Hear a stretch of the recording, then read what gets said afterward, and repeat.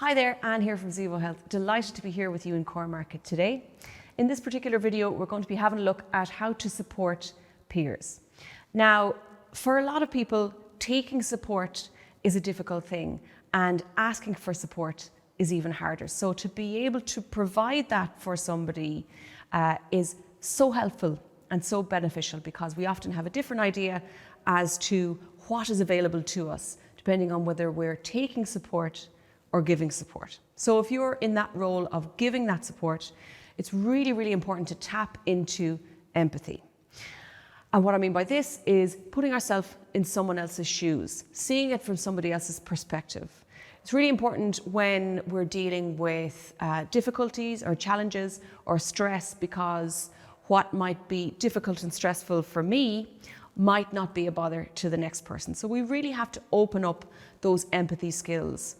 Another thing that's good is to provide a comfortable space for somebody to enter into, have agency and autonomy around that, and also to put ourselves in that position of listening to understand, not to reply.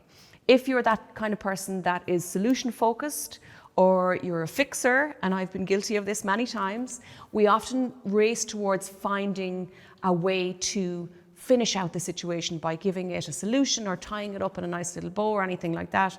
But really, what somebody needs oftentimes is to be heard, is to be listened to. There's such power in that, and it's so useful for somebody to be able to hear themselves speaking about what's going on for them, and to be in a space where they are genuinely heard.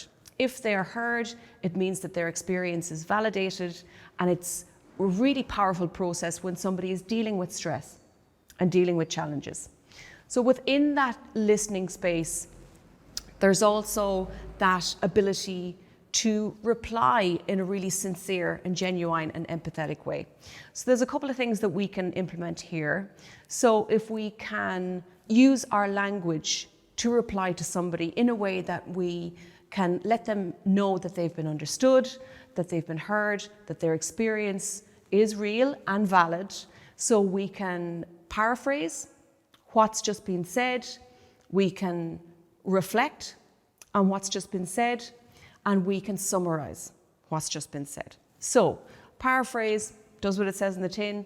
If you hear something from somebody in that support space and they've said, I'm having a difficult time at the moment, I feel really stressed, I'm not really able to sleep.